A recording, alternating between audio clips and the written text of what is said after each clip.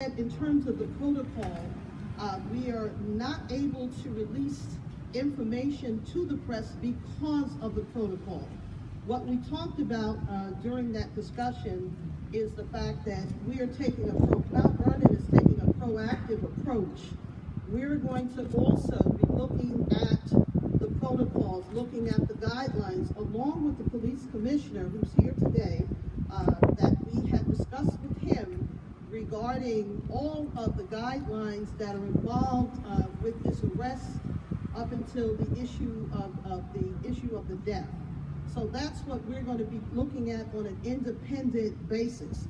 In addition to that, we talked about basically the community. We talked about the fact that we have reporters and other members of the community that want to know, and they want answers, and they want answers now.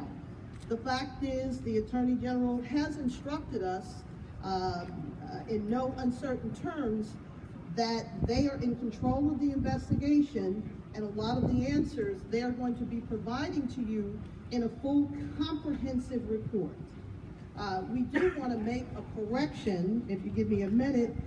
We did say something about the arrest of Ms. Turner. We have subsequently learned that there were not 3 arrests in the 30-day period. We understand that there were 2 incidences on the same day, which was July 26th. July 25th, there were 2 incidences on that day. We also know that on July 26th, there was an incident regarding a larceny or shoplifting on that particular day that did not result in an arrest. So we apologize, and we're absolutely making that correction. What the Attorney General and all of us have discussed is that we ask the community for patience. I know it's difficult. Justice, I know you want it to be swift. However, under these circumstances, investigations do take time. We understand that the community does want answers. However, we may not be able to answer all of your questions all at one time. So we do ask that the reporters, we do ask that the members of the press give us the patience to make sure this is a thorough and an uncompromised investigation. So those leaks or that information that's coming out to you, we want to make sure it's accurate, and we want to make sure it's comprehensive. So right now, it's too early in the investigation to draw any conclusions about the conduct of Mount Vernon Police Department. So I thank you, and I thank you for your patience. Okay, if there are no other questions. I'm sorry? Okay. Can you go over those dates again? Because you said there's a larceny on July 26th. Who's already in? One more second. Yes, June 26th. June 26th, there was a larceny on that day that did not result in an arrest. Sergeant Robert Wookie, the desk sergeant, booking sergeant, is he on modified duty at this time? We can't answer any questions. I'll tell you, one of the issues is a lot of the officers have to be interviewed. They're going to be interviewed by the New York State Attorney General's team. The team is now on the ground. We just met with them yesterday, and although I know that they did meet with the police commissioner earlier last week or late last week, we know that now they're on the ground with their investigators. So in terms of releasing information about the police officers, we're not able to do that right now. About the jailer, Ricardo Atkinson, information came out that he failed the civil service test, and is he a relative of Police Commissioner Terrence Raynette, who sought the 55A exemption for him? Sir, I understand that you do have a lot of questions, and we did indicate to you that a lot of reporters have a lot of questions. You're not the only one. Unfortunately, because of the fact that the New York State Attorney General is involved, the protocol is to make sure it's not compromised. So I cannot answer that question at this time. Are any of the police officers on modified duty involved in this? I cannot answer that question at this time. I'll tell you why. We have, right before coming to this press conference, I spoke to one of the assistant attorney generals He indicated that you may refer some of these questions to his office. His office protocol will be that they will not answer questions about this case until they have a thorough investigation. I'm going to ask you, sir, Mr. Rivers, we know who you are. I'm going to ask you, Mr. Rivers, to be patient with us. I mean, I have the information. I just want you to I'm sure verify you it. do. But I'm saying to you, and I'm saying to everyone, to be patient about drawing conclusions. And until this investigation is concluded, we cannot draw conclusions about any party. But just in terms of community confidence and integrity, without giving the names of the individual officers, has the job status of any of them changed? I'm sorry, say it again? Has the job status of any of the officers involved changed? Well, the police commissioner is here, not to say that he will answer the question, but at this time, because there is an open investigation, and this is like any other investigation. This is not unique to Mount Vernon. In any investigation, as a former prosecutor myself, as a former assistant New York State Attorney General, as a former deputy assistant chief for Corporation Counsel, in every case, we have a protocol not to release information until the investigation is complete and it's thorough. This community deserves that. It does deserve that. And I'm part of this community myself. But the community still deserves some answers, not months from now. Is there any way to give some sort of indication of what this investigation entails and where these officers stand at this point? Because the community wants to know that. And it's just going to be rumor and happenstance. If you want to continue the rumors, that will be based upon your own protocol. However, in terms of the protocol here, I can say many of the officers have to be interviewed. So without interviewing the officers, it would be an injustice to give out information without having accurate information from the mere fact that some of the officers may not have been interviewed. Are any of Mr. family here, and they have any opinion or any sort of... I'm sorry, Mayor, is their family here? Oh, I have no idea. I have a question. Yes. What can you say about the time frame? So we'll be patient, but how long will it take before you can release something? Well, that would be, I think that was made clear that we do not control this investigation. That is being controlled by the State Attorney General. And they have guidelines. And surely you can understand that within that framework, we don't want to compromise any case because someone leaked information that was not true. That would be enough innuendos as it is, but we wanted to make sure that you understand the framework in which, the legal framework in which we are operating.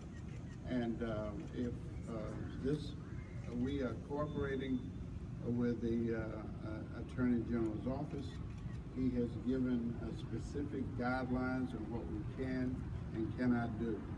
I said from the outset that we are interested in determining the truth, not to feed innuendos and things that people make up on their own. So what do you say to residents who say, what's going on here? What happened? Do you just say trust us? We say the same thing I'm telling you. If you want an investigation rather than rumors, then you understand it. We understand that, and we want answers too. But there are guidelines in which we operate.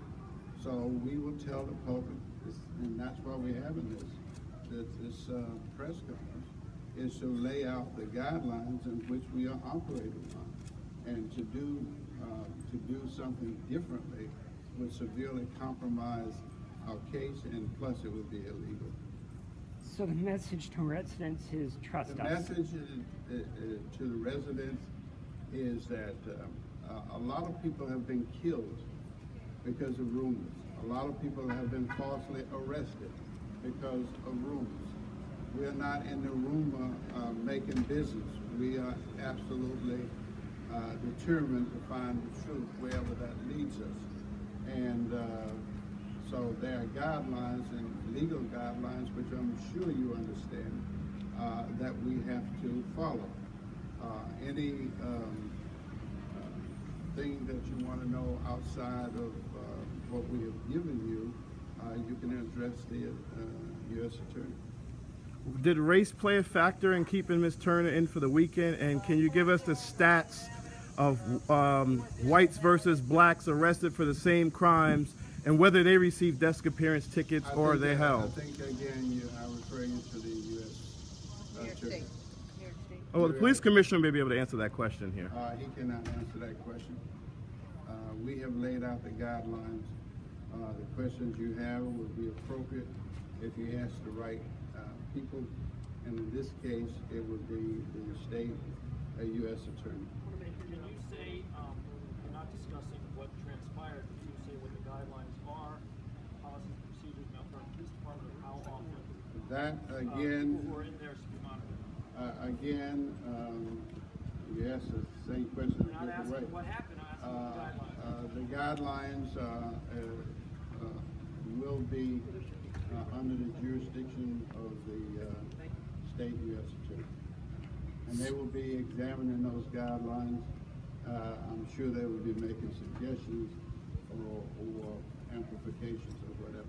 But at this point, that is everything in the police department is under scrutiny, and it's in the jurisdiction of the state attorney, U.S. Attorney. So the Attorney General will decide if there are criminal charges. Will the Attorney General or local officials determine the status of the officers? Yes. It depends. We are looking for the truth, and wherever the truth leads us, and that is the state, the state attorney general has, in order to arrive at the truth, they have established a protocol, and that protocol is that they are in charge of this investigation. So if there's something that you need to know that we are not able to give to you, they would be the appropriate agents. But again, the question is not about the criminal charges. Will the local officials determine the status of the officers and if they remain modified on board? I think that question has been answered. I guess you figure if you answer me, I will do that. Well, I'm not sure it was clear if it's the Attorney General or the locals, which will be short of criminal charges. The Attorney General. It was stated in today's paper that the family attorney for the Turners had no record of Ms. Turner going to Montefiore Hospital. Can you provide documentation that she did, in fact, go to the hospital? I don't know how many times I have to tell you this. I think there's a lawyer with you.